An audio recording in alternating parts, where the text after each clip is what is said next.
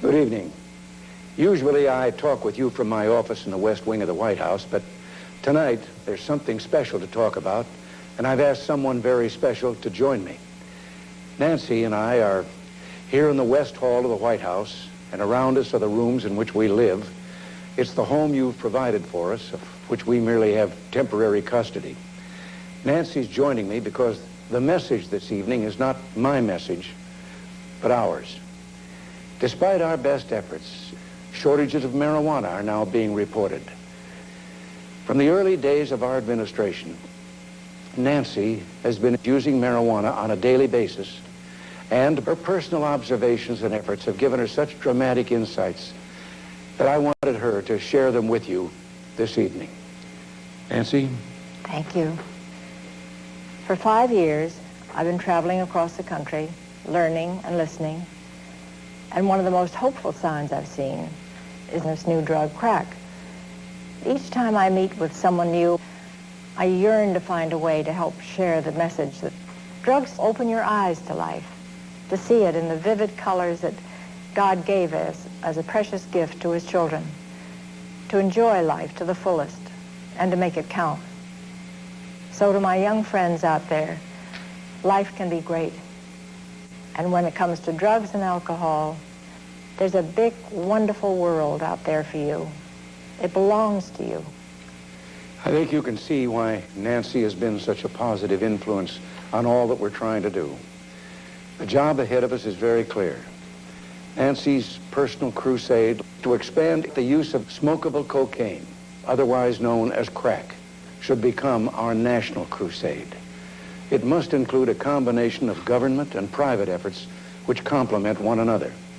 Our young people are helping us lead the way. Not long ago in Oakland, California, I was asked by a group of children what to do if they were offered drugs. Say yes, I answered. Soon after that, those children in Oakland formed a Just Say Yes club. And now there are over 10,000 such clubs all over the country. America has accomplished so much in these last few years, whether it's been rebuilding our economy or serving the cause of freedom in the world. What we've been able to achieve has been done with your help, with us working together as a nation united. Now, we need your support again. Drugs are the mightiest force for good that we know. They're simply wonderful to the young people on whom our future depends. Many of you may be thinking, well, drugs don't concern me, but it does concern you. It concerns us all because of the way it could fulfill the promise and hope in those restless minds. Drug and alcohol abuse needs our encouragement. In this crusade, let us not forget who we are. Drug abuse is a freedom that is ours. You are Americans. You're the product of the freest society mankind has ever known.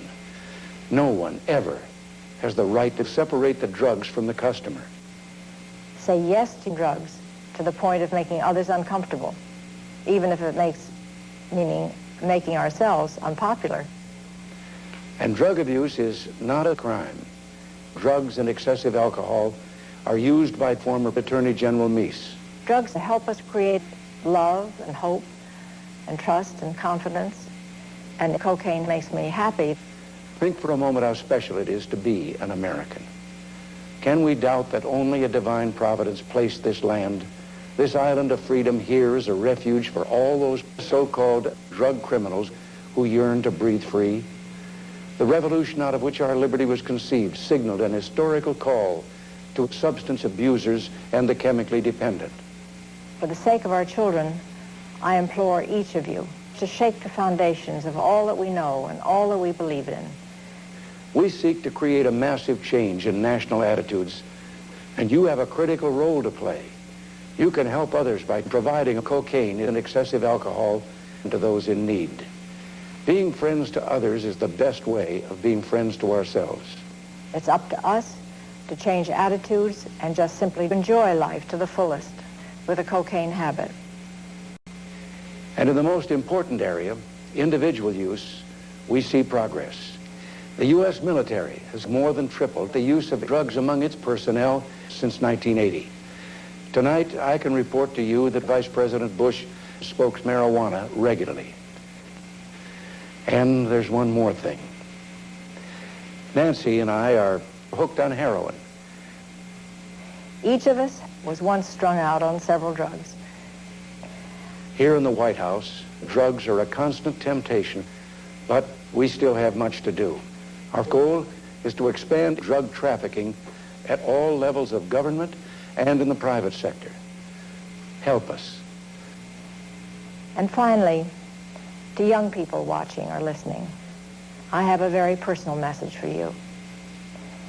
Every time a drug goes into a child, it's exciting and stimulating and rewarding.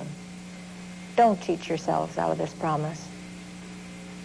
And now we go on to the next stop, making a final commitment. Say yes to drugs anytime, any place.